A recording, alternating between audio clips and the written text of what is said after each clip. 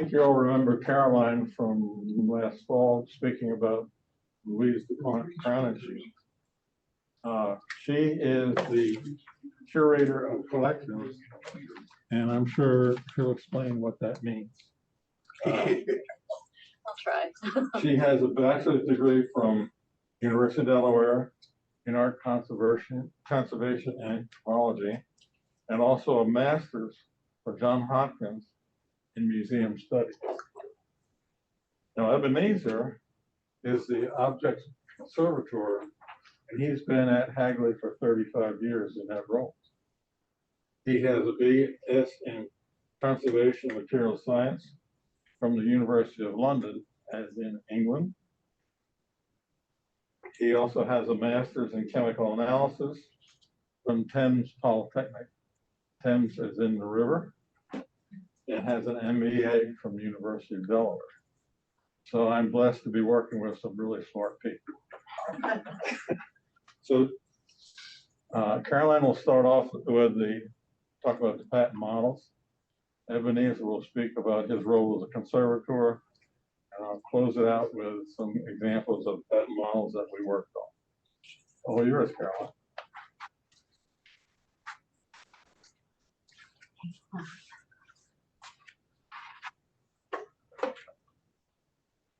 All right. Hi, everyone. Good morning. Good morning. Thanks for joining us today. We have a lot to tell you about. All the things. I'm Caroline Osiensac, Curator of Collections at Hagley Museum and Library.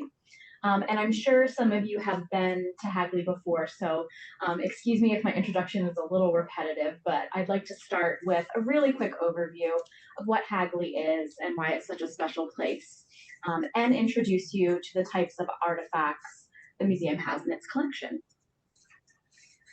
So Hagley, located on 235 acres along the banks of the Brandywine in Wilmington. Hagley is the site of the gunpowder works founded by E.I. DuPont in 1802. Hagley is an example of early American industry and includes restored mills, a workers' community, and the ancestral home and gardens of the DuPont family.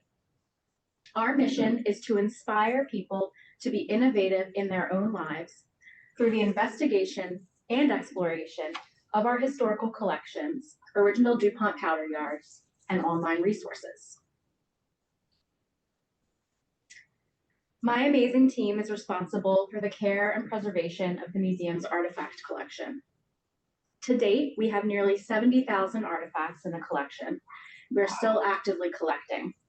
However, our collecting scope is quite narrow and focuses on 3 core categories: DuPont family-related objects, DuPont company-related objects, and innovation-related objects, such as 19th century patent models. The DuPont family and DuPont company artifacts are diverse. We've got a wonderful array of objects that range from gunpowder flasks and gunpowder manufacturing equipment to the first sample of nylon, and Pierre Samuel DuPont de Nemours spectacles to Louise DuPont crown and shield's hooked rug collection. But what is this last category, a patent model, and why does Hagley collect them? The story of the US patent system, and therefore the patent model, starts with the beginning of the United States itself. To promote the progress of science and useful arts by securing for limited times to authors and inventors the exclusive right to their respective writings and discoveries. This is the language that the Founding Fathers wrote into the Constitution over 200 years ago in order to protect the intellectual property of the citizens of the United States. The Patent Act of 1790 defined a patent as any useful art, manufacture, engine, machine, or device, or any improvement thereon not before known or used, and granted the applicant the sole and exclusive right and liberty of making, constructing, using, and vending of the invention. The Act also outlined how to obtain a patent.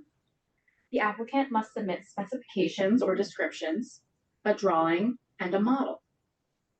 These models were meant to be small-scale representations of the invention and helped the patent examiners understand on a 3-dimensional scale what it was the individual was trying to patent. Furthermore, the act created a patent board made up of the Secretary of State, Secretary of War, and the Attorney General. These individuals had the authority to grant and refuse patents. I had to include this great image that my assistant curator slapped together one day for one of his own patent model talks. We're huge fans of Shark Tank at Hagley. And this image really drives home the point that these were some really important people and impressive people that you were tasked with putting your patent in front of in order for it to be granted or rejected. So I don't know about you, but I would feel pretty intimidated by the fact that my humble, or maybe not so humble, invention was going to be put in front of the men responsible for governing the nation. You'll notice that George Washington was included on this slide and the previous slide, and that's not by mistake. In fact, the President of the United States signed each and every granted patent up until 1836. And here on this slide, you can see circled in red George Washington's signature on a patent granted to John Nasro in 1797. And you'll also notice underneath the circle is the third Secretary of State, Timothy Pickering's signature. We're lucky enough to have a few of these presidentially signed patent documents in our collection at Hagley. So this is a good place to pause and explore the reasons why Hagley, of all places, holds the second largest collection of patent models, outdone only by the Smithsonian in Washington. Like many of the stories at Hagley, it begins with Eleuthère Irénée DuPont, founder of the DuPont company. EI began the company in 1802, and with those beginnings and evolutions of the company came innovations that were patented, like EI's 1804 improvement in graining machines, or Lamont DuPont's 1857 patent for blasting powder. Hagley began hunting for DuPont family-related patent models early in the museum's existence. To this date, we haven't found any, but nevertheless, Hagley fell in love with these one-of-a-kind pieces of the past. I say we got bitten by the patent model bug. So now back to the long saga of the US patent system and the patent model. That patent board, made up of the Secretary of War and Attorney General, didn't last very long. Only 3 years later, in 1793, another patent act is passed that abolishes the board in favor of a clerk that would work at the State Department. The act also did away with any sort of patent examination, instead opting to grant each and every patent that was applied for, as long as the patent paid for a $30 fee. In 1810, the Patent Office moves out of the State Department and into Blodgett's Hotel in Washington, D.C. By this time, William Thornton is patent commissioner, a post he was given by James Madison in 1802. Thornton has the authority to grant each patent, no matter what it is, though we can tell he is pretty thorough in his examination of the proper application materials. In the letter on the right side of the screen here, the original housed in Hagley's archives, we see Thornton writing to E.I. DuPont, letting him know that everything seems to be in order for his patent to be granted, except that he must enclose a letter of citizenship with his next correspondence. William Thornton is also credited with saving the records and models housed at the Patent Office when, in 1814, the British government begins burning buildings in Washington. Thornton confronts a British commander, pleading with him not to burn what would be useful to all mankind. So Blodgett's Hotel is the site of the Patent Office all the way up until 1836. Another patent act is passed on July 4th of that year. And first and foremost, it finally reinstates the examination process of 1790. With this act also comes a numbering system, starting with number 1 on July 13th, 1836. Before that time, patents were tracked just by name. Sadly, tragedy strikes the Patent Office at Blodgett's Hotel later in 1836 as well. On December 15th, a fire devastates the building, destroying patent records and most of the patent models housed there.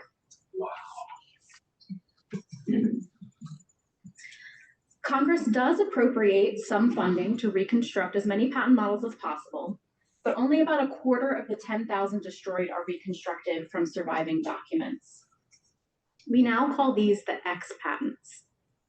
Their numbers are followed by an X to signify that they were patented before July 13th, 1836.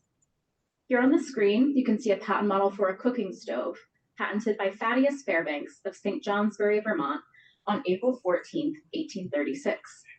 Notice on the patent tag that it reads no number.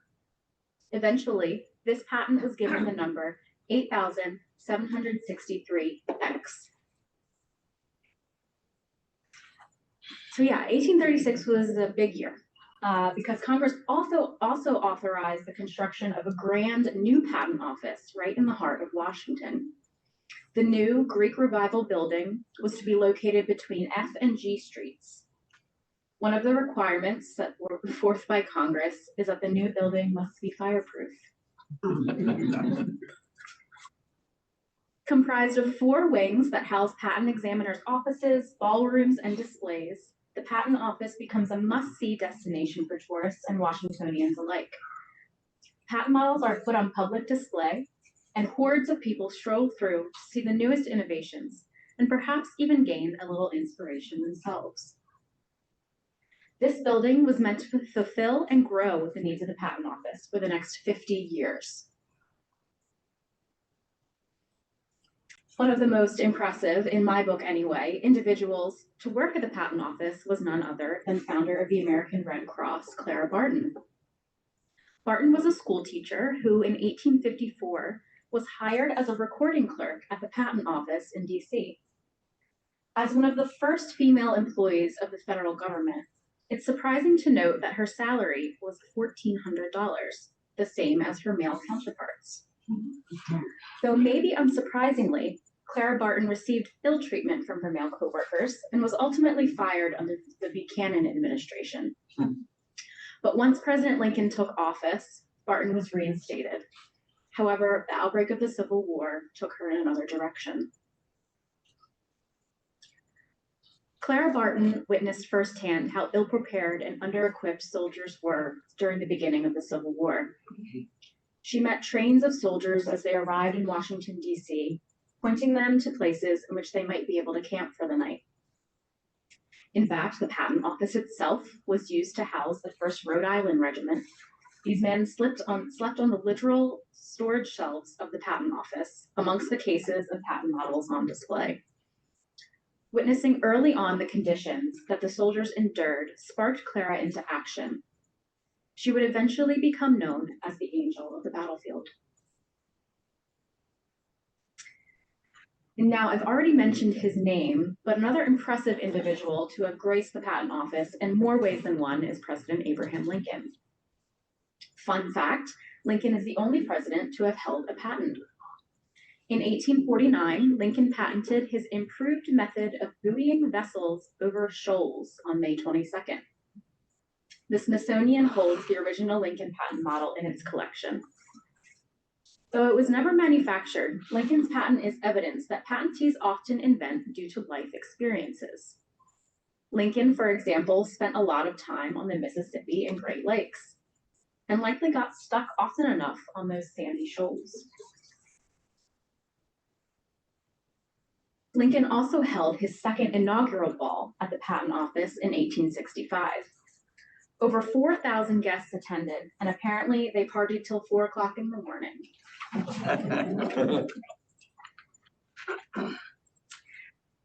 While events related to war, but also some moments of celebration were happening at the Patent Office, we can't forget that all the while, patent models were rolling into the building at an ever-increasing rate. Patent examiners were inundated with patent applications. The decade of 1870 to 1879 saw over 130,000 patents issued. And that doesn't even count for applications that were rejected.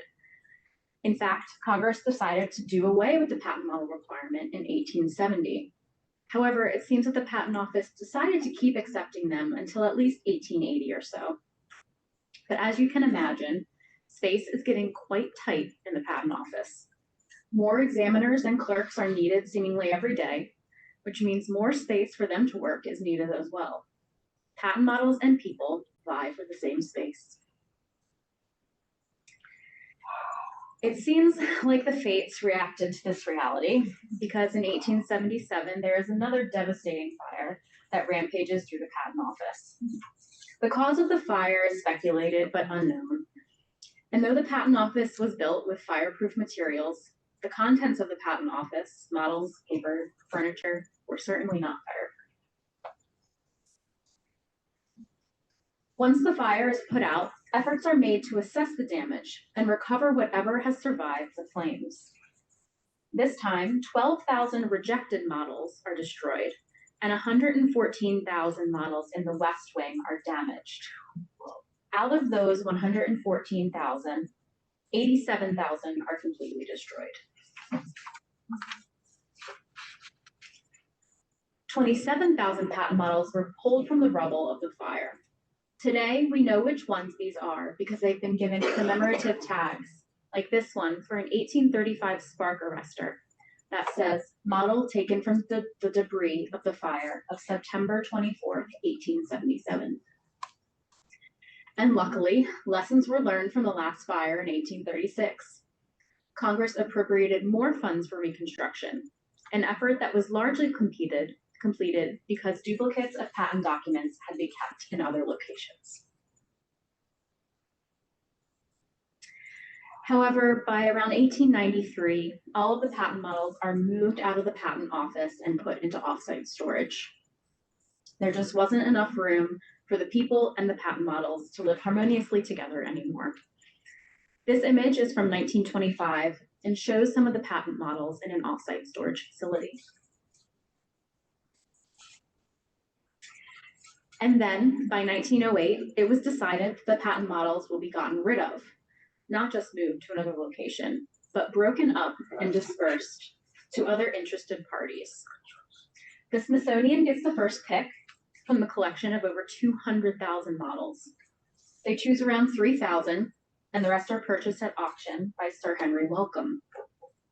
Over the years, the collection changes hands, becoming more widely dispersed between private and public collectors.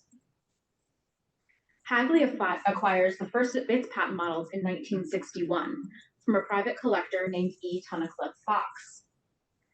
There are approximately 800 in total from almost any industry you can imagine. On the screen here are some examples, my personal favorite being the center patent model, which is a barrel for the preservation of fish. It's hard to see, but the little window in the center of the barrel shows that the inside of the barrel is filled with little fake fish.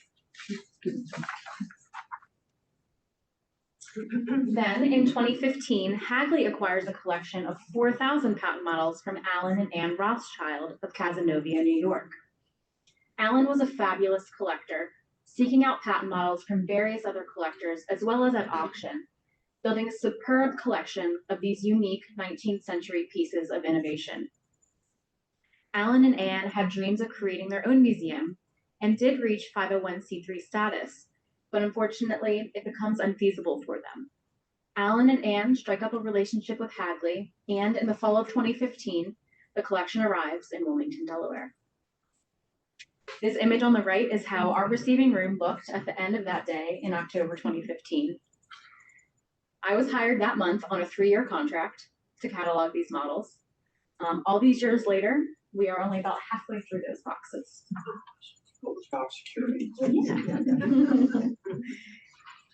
Even though they're not all cataloged, we've been able to do some great work with our 5,000 piece collection of patent models. Just this past October, oops, that's wrong. Recently we opened Hagley's newest exhibition, Nation of Inventors, which explores invention in the United States during the 19th century through the lens of patent models.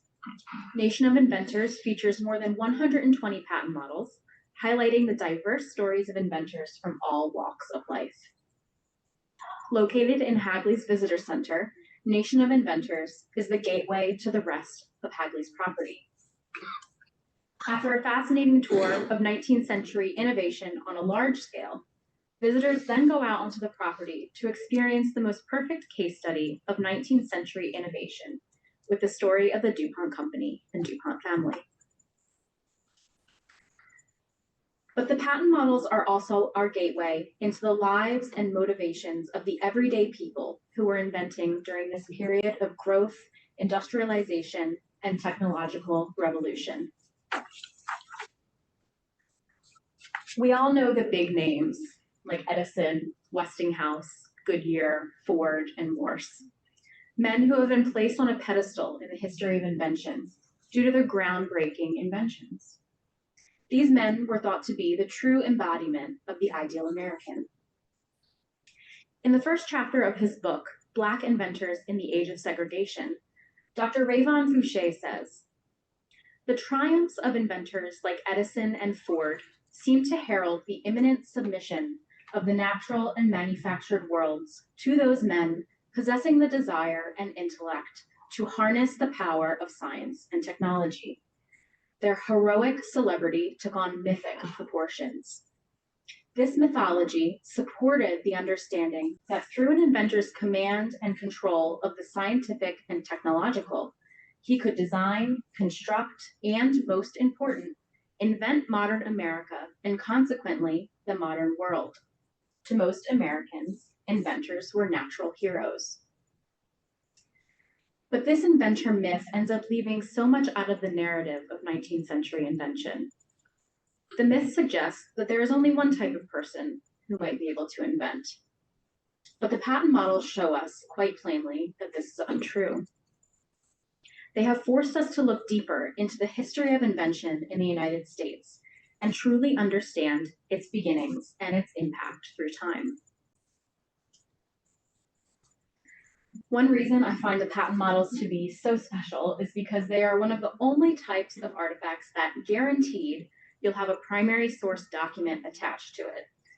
That patent document with the drawings and specifications also gives us information on the inventor, their name, where they're from, and sometimes who they assigned their patents to. This information is our jumping off point into genealogical research. Through this research, we're able to paint a clearer picture of the complexities of inventors. We're able to bring some of these individuals back from obscurity. The majority of them were everyday people like you and me, with joys, sorrows, passions, and pet peeves. They were people like you and me who were impacted, for better or worse, by the realities of the world, by privileges, by prejudices, by opportunity, or by disadvantages. The history of the patent system in the United States is inspiring, and so I don't want to discredit the enormous importance and impact it had on the United States as a growing industrial nation. However, when looked at a bit deeper, we can uncover some troubling realities within its history. The Patent Office did not require patentees to disclose their race or gender on their patent applications. While this might sound democratic on the surface, it creates issues then and now. I'll go through a couple examples. We've been able to identify over 80 patent models by women in our collection. Some have been easy to identify because of their characteristically feminine names. However, women were known to have patented under initials or pseudonyms, or even under a male relative's name.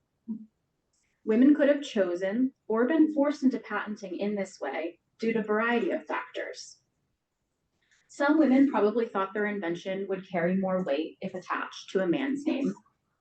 Or, more nefariously, their invention could have been stolen and patented by a false inventor. For these reasons, we may never know the true number of women inventors. Past efforts to count women inventors were incomplete due to biases from the patent examiners. Many women's patents outside of the domestic realm were overlooked, as they couldn't have possibly come from the mind of a woman. Though we know for a fact that women like Harriet Ruth Tracy were inventing elevators, women like Mary Carpenter were inventing manufacturing machines for their own businesses, and women like Emily Evans Tassie were patenting marine-related inventions. And it wasn't until quite recently that Hagley has been able to identify any Black inventors in our collection. We knew it was possible that there might not be any. Though 5,000 seems like a lot of patent models, our 5,000 were likely only roughly maybe 2% of the approximately 200,000 patent models that were ever created. Two realities that weigh heavily on the number of Black inventors are enslavement and discrimination. Enslaved people were not permitted to apply for or hold a patent. And in 1857, the Dred Scott decisions held that Black men and women were not citizens of the United States, a decision that would not be overturned until 1868. Efforts to identify and count Black inventors began in the late 19th and early 20th centuries. Most notable was Henry Baker, who rose to the rank of second assistant patent examiner in the patent office.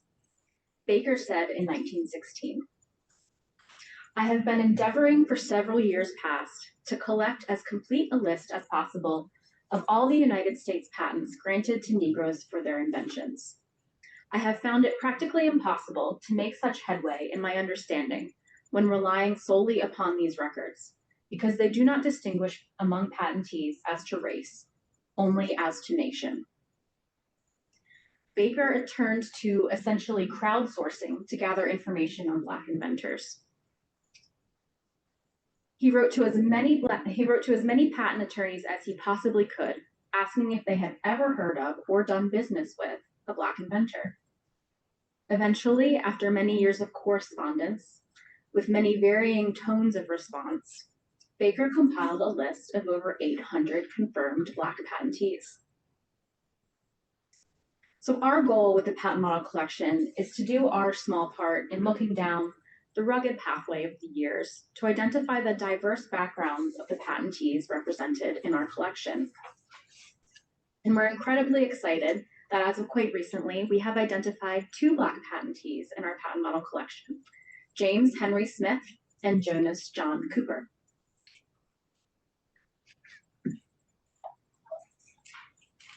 So innovation itself is sort of intangible, but through the patent models, these physical 3D examples of the inner workings of the inventors' minds, we can better understand the inventive process. And through what we know is lacking in the narrative, we can better understand how to make the process of invention more accessible and equitable today. The realities of the past have a profound effect on the present. Next steps include understanding current barriers to invention in the 21st century. And those barriers of the past are the obvious starting points for moving forward in the now. At Hagley, our mission is to inspire people to be innovative in their own lives.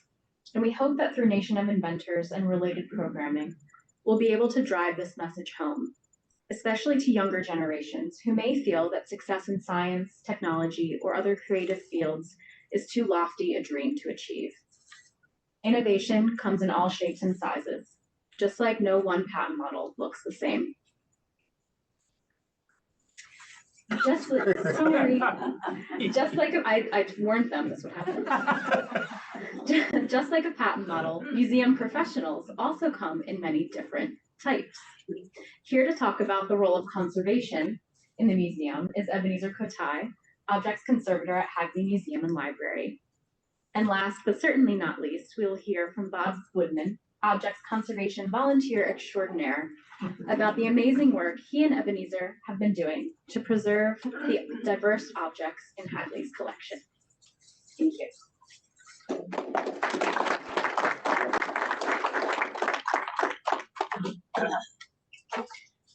Oh, sorry. No, you're good. I was just using the arrows. Okay. Just use the arrow. Yeah. Arrow. Yeah. Oh, forward. Yes, forward and back. Okay. Good morning. Good morning. Good morning. So first I want to express sincere gratitude to Bob for the work that he's been doing with me. And it's been about 8 years, right, Bob? And at Hagley, we pay a lot of attention to the work done by our volunteers, and we really appreciate the amount of number of hours and the effort that they put into working with us, because we sometimes calculate the number of hours that volunteers give us, and when we were to put it into monetary terms, it could be several millions of dollars a year, and we really appreciate that. And since Bob and I have been working on all these things, and Bob's going to talk about them, he said, why don't I come and explain? I just come along and explain how the conservator fits into the work of the museum and preserving the collection of the institution. And so I decided that I would take it this way. I would just explain how conservators and curators and registrars who we form what I call the technical branch of the institution, how we work together to preserve the whole collection. And the idea is this, that when you go to a museum, normally you get to interact with the guides, you get to interact with visitor center people and people like that. And you don't get to see the conservator, you don't get to see the curator, you don't get to see the registrar. But these are the people who are actually preserving the collections that the institution has, the 75,000 objects. These are the people who are actually preserving them. And I want to explain a little bit about the role of the conservator. So the curator, as you know, Caroline, she has expertise in art history, and her expertise is such that she has to know the collection very well. She has to actually know the collection to the point where in England we call them the custodians. Custodians being that they own the collection, the curator owns the collection. They are supposed to take care of it in the sense that when something happens to the collection, we ask the curator, what happened here? You are supposed to be taking custody of this collection, and they know it, they study it, they research it, and then they publish it, and that's what the curators do. What about the registrar? The registrar also is supposed to be a skillful person who has skillful record-keeping abilities and who has keen eyes on, he can look at things and see details. Why do they have to do that? Because the registrar in the museum is somebody who has to be able to manage the collections. In other words, the registrar moves the art, the document, and catalog the objects. So all the things that we have in the museum, the registrar is responsible for cataloging them and keeping them safe, knowing where they are, and they manage the database so that when we want to know where objects are in the museum, we go to ask the registrar, where did you keep this? Where did you store that? That kind of thing. And then we have somebody like myself, who we call the conservator. The conservator is the person who has to have some science background, some art history background. There has to be a technician at the same time. And because we use our hands quite a bit, we have to be able to do things with our hands. We have to be able to think with our mind at the same time. The conservator is mostly a chemist, and the conservator is a material scientist. The conservator is also an art historian and a technician. And what we do mostly is this. We are responsible for preserving and restoring the artifacts in the museum. So what it means is that our first line of action is to reduce the threat to the longevity of the collection. Basically, when you keep things in the museum, you want to make sure that nothing happens to them. It is the first line of action. We don't always just treat things, but first line of action is to make sure that the things are properly stored, they're properly managed and handled, they're properly stored in the optimal environmental conditions of temperature, humidity, and light. And the bulk of our work as conservators is to control the environment in which we store the objects.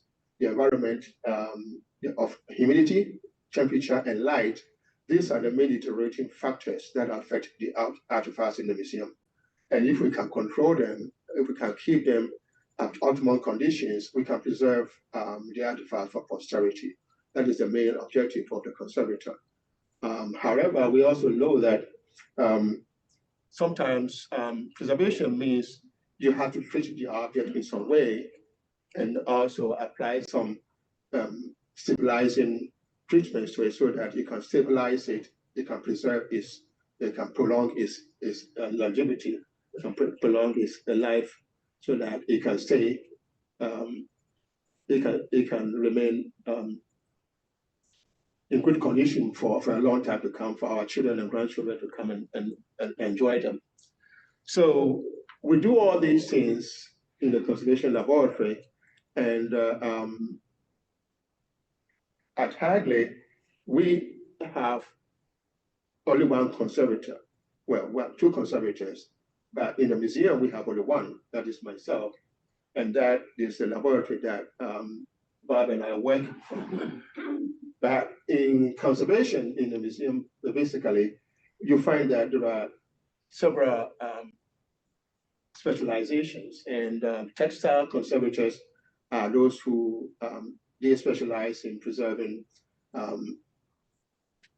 mostly fabric objects, like textiles, like they may preserve the American flag, they may preserve costumes, something very important dress worn by Martha Washington, something like that. So textile conservators are conservators who work mostly on textile materials. Then we have paintings conservators, and they do mostly panel paintings. And we have paper conservators. They do mostly work of art on paper, books, manuscripts, and things like that. I don't do any of those things. Bob and I, we don't do textiles, we don't do paintings, we don't do paper. So you're asking, okay, do you guys do anything? Yes, we are called the objects conservators. And so the objects conservators, we work on this list of things. We work on ceramics and glass, pottery, earthenware, chinaware, stone, marble of all kinds, marble, limestone statues, all the metals from iron, silver, copper, and its alloys. We work on tin, lead, and pewter, and we work on natural organic materials like wood, leather, bone, ivory. And we also do, most conservators don't do synthetic materials, but because of our DuPont connection, we happen to have synthetic objects that I have to work on as well, I have to preserve as well.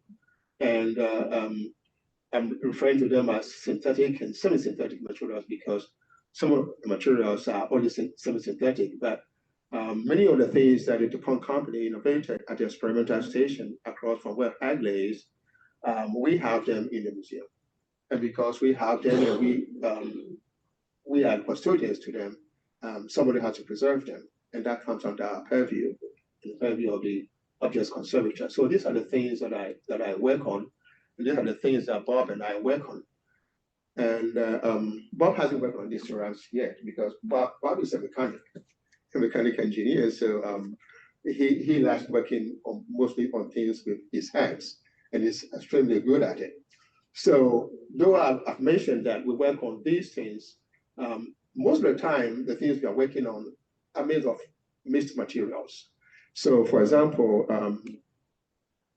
a particle model might be composed of both brass, steel, and sometimes wood as well. So you're working on all these materials, you have to figure out how to treat the individual parts of it and do it safely.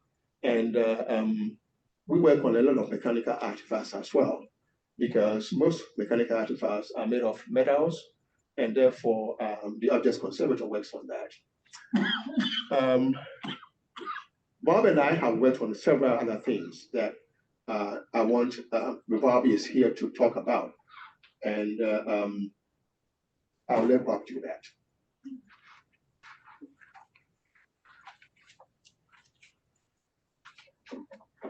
I should have mentioned in the introduction that we have a little bit of a disclaimer. because this talk was advertised as including the Hagley, the DuPont family vehicles. But as we were working on the talk, we realized it was going to run really long if we included that. So we, except for one example, we cut out.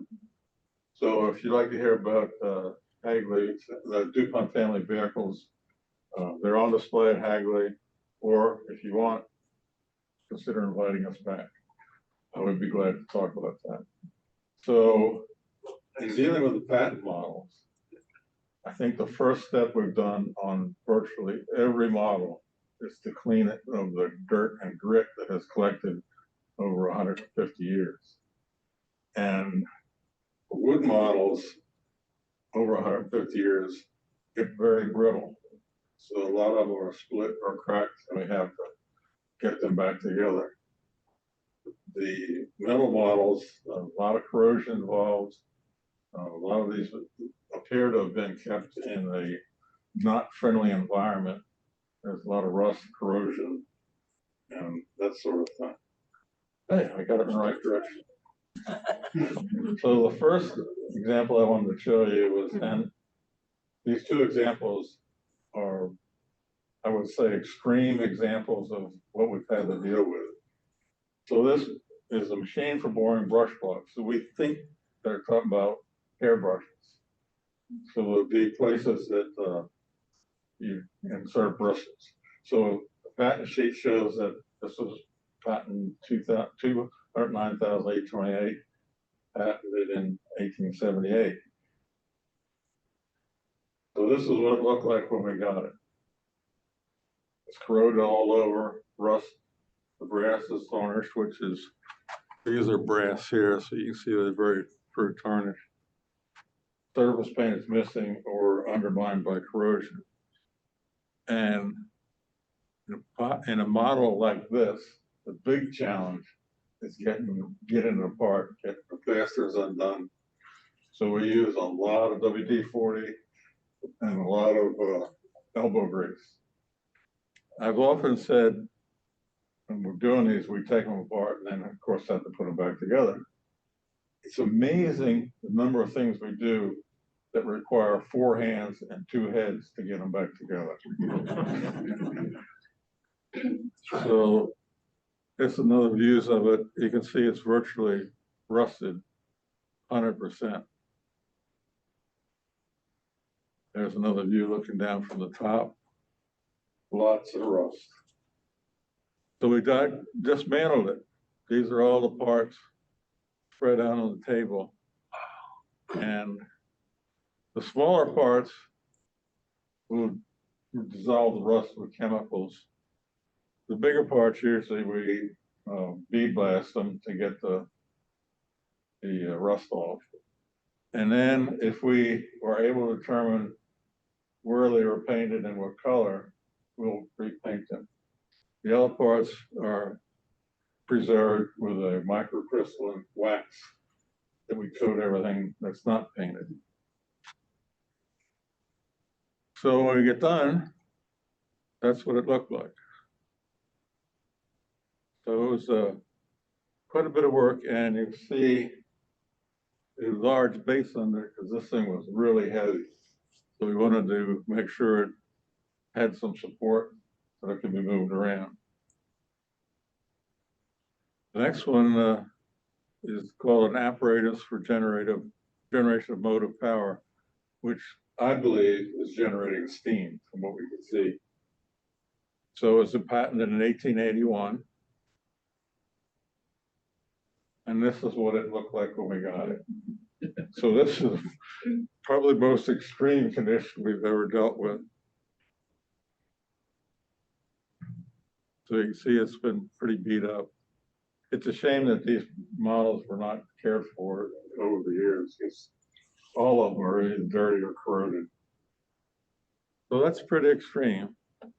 So we took it apart. There's the piping on it. And there shows where we got it and after we cleaned it.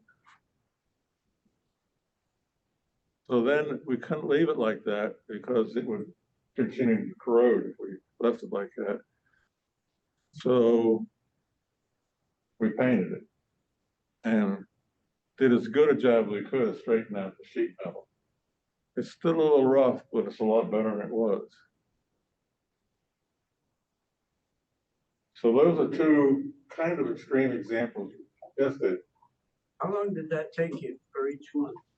Oh, it varies. Probably, I'm there 2 days a week, so it probably took a month or two to get it completed. Yeah.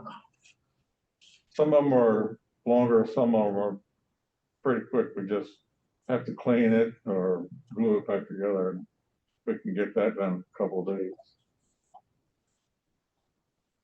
So this is the vehicle that we've included in this collection. It's an Indian motorcycle. It was donated by E. Paul DuPont's family. And you can get an idea of the condition of it. It's pretty rough. Really rough. You see a lot of rust, deterioration, the seats in really bad shape.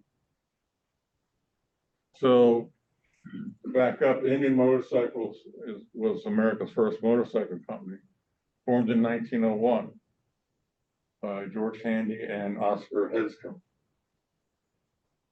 E. Paul DuPont, of course, member of the DuPont family, was president of Indian from 1930 to 1945. He's actually credited with saving the company after the Great Depression. In 1941, the Department of Defense, especially the Army, asked the company to design a vehicle for a motorcycle specifically for the Army to use to fight Germans in the deserts of North Africa. So they contracted with Indian and Harley Davidson. And Indian built the 841. But when they got all done, having built 1,056 of them, the Army decided, nah, we're going to go with the Jeep. So E. Paul DuPont owned several of the 841s and actually used them. He drove them a lot to the dealerships to try to get them to buy the 841. We're not sure how successful it was. There's 841s around, but are pretty scarce. So there we see, and you see the rust and corrosion on the bars and the exhaust seats in sad shape. And the gas tank was in bad shape. It was actually corroded inside as well as outside. A lot of paint was missing, poor condition. Ebenezer worked his miracles, cleaned it out from inside and redid the outside. There's a tank. It looks like it's been hit with a shotgun. Now the seat was badly, badly torn. It's really a lost cause, but we found a Amish leather worker who agreed to rebuild it. And this was the motorcycle when we got done taking it apart. At this point, Ebenezer and I, being good Presbyterians, prayed that the Lord would help us put it back together.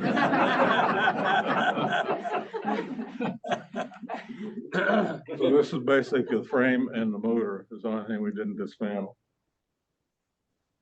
There's answered prayer. Oh.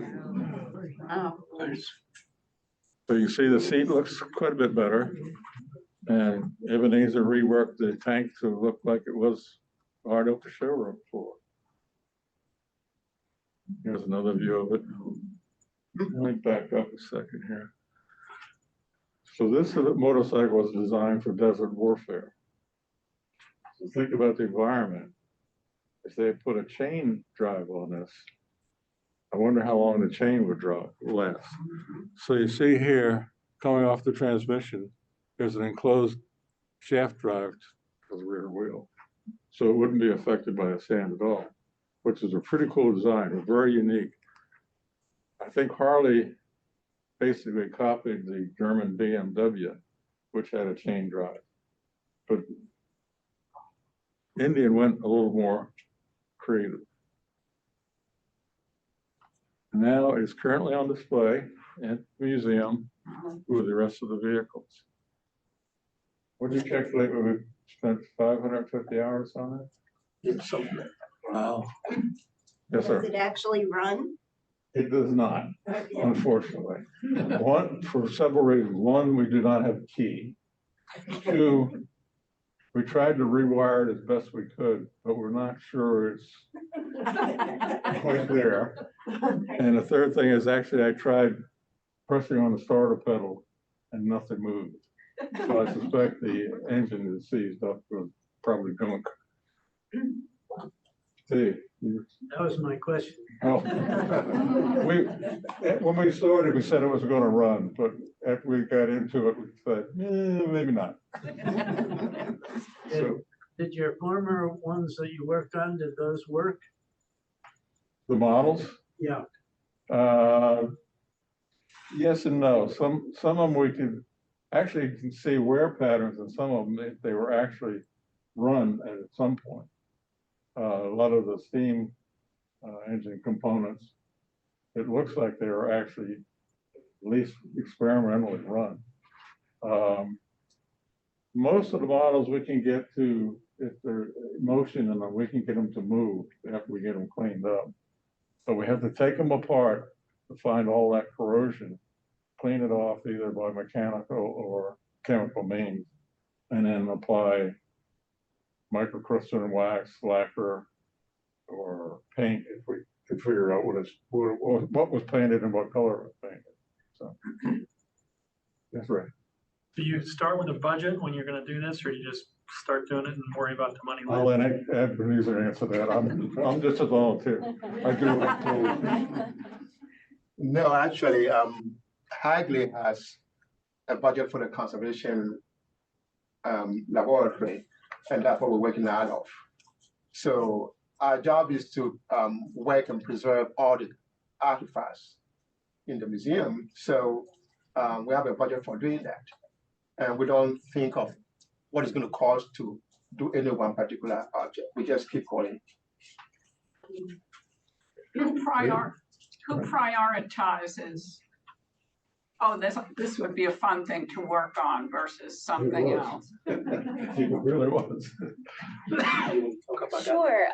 So with the patent model collection that we got in 2015, it was sort of prioritized already for us a little bit in an interesting way.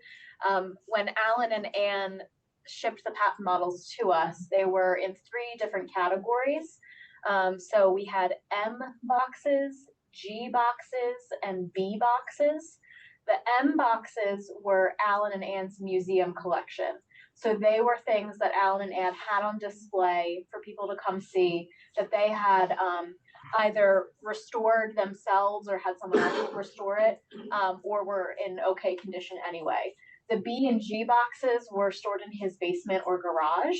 So a lot of the things that Ebenezer and Bob are working on right now are from those B and G boxes, because we started with the M boxes knowing that they would be in the best shape, and then we could use them in exhibits or to go out on loan or other displays around the country. So in that case, it was pretty well laid out. For other objects, it depends on whether or not they're slated to go out for exhibition, or if they need to be worked on before they can go into storage, if they need proper storage, if they need a specific box or a specific environment.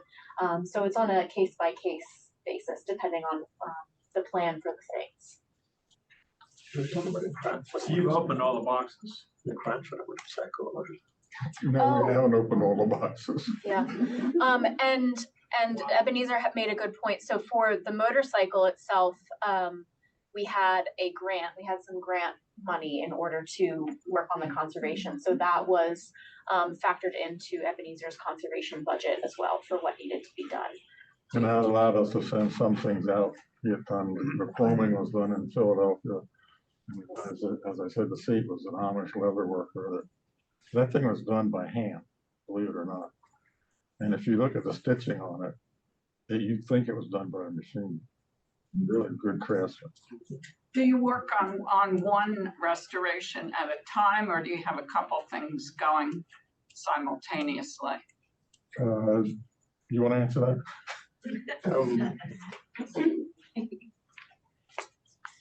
Yes.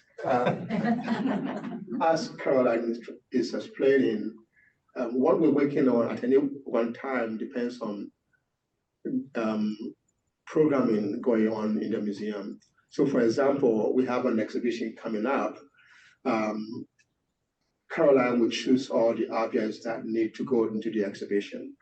And therefore, the conservator has to look at all of them and schedule work on them to ensure that they are all got ready for the exhibition by the deadline.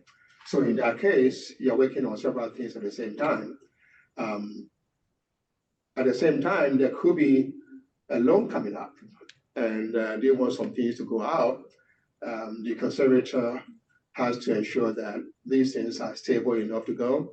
You have to make mounts for them. You have to take them apart and work on them before they can go and stuff like that. At any one time, you're working on things that will fit into the programming for the institution. And therefore, it could be multiples of things going on at the same time, or it could be one big project. In this particular case with the motorcycle, we were working on it alongside several other things because it will take him forever. So he cannot just drop everything and work on it alone. You spend a whole year not working on anything else. Yeah, so things like that. So at the same time as they were doing the motorcycle, they were also working on a 1912 Detroit electric vehicle that we have in the collection that is now on display in DuPont's down the road, which is the exhibition that the Indian is in as well. So they were working on some very large objects all at the same time. What's the waiting list of objects like? Infinite. It's infinite. So with the patent models in particular, I heard someone ask if all the boxes are opened yet. No, they're not. So in 2015, like I mentioned, we got all of these boxes. I was hired for a 3-year contract. And before I moved on to become curator of collections, I was maybe finished 1,500 or so of them out of the 4,000. Chris Cassio, who's the assistant curator for the patent model collection, he's been working on going through all of those. And like we mentioned, they're all B's and G boxes now. So things are in the lineup to come through Ebenezer's lab for many, many moons to come. Right. So normally, when we receive new objects like that, we don't take them into storage for permanent storage until we've made sure that they are in good condition. For example, that object that was uncorroded that we worked on, it would be weird to go into storage and see a lump of rust sitting there like that. It's like, so it was necessary for us to work on it before it went into storage. And so everything that the assistant curator of patent models is unboxing now, they're all just passing through the laboratory before they can go into storage. And therefore, we have a line of several objects waiting for us to work on. And Bob is going to be very busy for a very long time to come. Are you two the only people down there working on this type of project, or are there other teams? Yes, I'm the only conservator, and Bob is my only volunteer. The dream team. So Bob, you had dark brown hair when you started working on the motor. I think someone on Zoom has a question. Yeah, hi, good morning. A general question. What do you do with DuPont acquisitions like Berg Electronics, where there was a lot of creativity going on around miniature connectors and the phone jacks that made broadened out the consumer's ability to buy their own phone and what have you. Is that part of the collection somewhere within Hagley?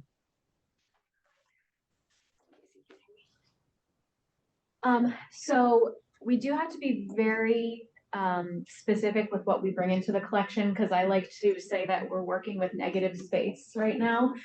We don't have a lot of space to store our artifacts, and we also have to think about whether or not they'll ever see the light of day out of storage. So we don't have a changing exhibit space. Therefore, we don't have an opportunity to create many different exhibits down the line. One thing we can do is to put things online and create online exhibits. That's sort of the future of what we might be able to do. So with DuPont company related artifacts, we do try to have an example of as much as possible in the collection. And it's interesting now because you mentioned the DuPont offshoots. So there are so many different avenues that we could go down. And so we have to be quite selective in how we want to hone the collection and make it mission driven as possible. So our mission is to inspire people to be innovative in our own lives. And so what stories can we tell to the public with this type of things that we are acquiring? So we sort of have to level out those things as we're considering each offer of donation to the museum. Very general answer, but. Sure. No, I'm from a standpoint of not typical DuPont businesses that they've acquired along the way, and just wondering where that information or that science ended up. I'm not sure. And, our library, the Hagley Museum's library, our counterpart, is very, very into the history of business and technology. And so they probably have a lot of archives from those offshoots, or in the future will acquire the archives from those offshoot companies. Thank you. So I have a request. We're getting just a little bit beyond our stopping point, but could you tell us about each of these four things? There were some great guesses about what they are. And Well, that's probably what we're going to do is guess. Yeah, so, okay. So this one, without the patent document, it's really hard. And it's so funny when we're opening boxes, I try and open it and guess what it is just by looking at it, and you can be completely way off. But so this one, luckily these all have patent tags with them. So a patent tag is what you would have been given when you were granted the patent. It would have been tied on with that government red tape. So this is an invention by Peter Roberts, 1869, for a propelling apparatus. So this was probably a marine vessel related something or other. We had a lot of guesses before we wrote it. I'm just going to I'm sorry. Here, I'll hold it. Okay. I can hold it up. Yeah. If you wanted to get in front of Here the we go. camera. Can you see it? Which way should I go? This way. I think the camera's over here. Oh, it's over there. Yeah. Yeah. Okay. I mean, since Sorry. late I John, shouldn't have cut That's okay. That's just okay. come up, take a look at the end. I'll also say that the patent model exhibit that they have in the visitor center is really fabulous. So if you have a chance, go down and see it. And then you can also see the vehicle exhibit too. So Well, all down. They weren't able to talk about the DuPont cars. How many are there? So we have one DuPont Motors vehicle that was owned by E. Paul DuPont, and he owned and ran DuPont Motors, which has nothing to do with the DuPont company. And we also have a 1912 Detroit Electric, which was owned by a DuPont family member. We have a carriage, an 1890s carriage that was owned by a DuPont family member. We have the 1918 Cadillac that was owned by Irénée Brip DuPont Jr. We have the baby DuPont, which was a child's toy racing vehicle. And then we have the Indian motorcycle. Did I get all of them? Yes. Okay. We could do a field trip down to Hagley Museum. I think for the fall, instead of having you trek back up here through all the traffic, we could. Yeah, because we can't bring the cars with us like we can. But I think that would be exciting. We could carpool, people could be picked up here and go down there. So we'll look at that. Okay. Sounds good. Yeah. All right, so this is a ditching machine, like a plow for creating ditches. Wow. That's just old scenery. This one's one of my favorites. This is a fire extinguisher, 1880, John H. Stanton.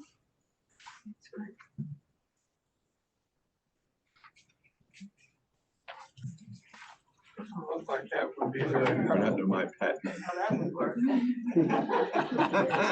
It's funny that we're getting into these, and probably at least half of them say improvement on something else. Yeah, that's a heavy one. Yeah. This is an 1877 ironing apparatus. What would you iron? Or this is a Like small. sheets. Yeah, so yes, this is the thing about the patent models is that even the patent documents don't tell us how large these things would have actually been, so there's no scale, unfortunately. So some of the patent models in our collection could be the size of this room, depending, what sort of industry it was made for, but. And as far as the documentation, I think I've come to the conclusion it's meant to obscure what it really is, because it's really difficult I to read it. agree. Yeah, definitely. Well, this has been great. Thank you very much.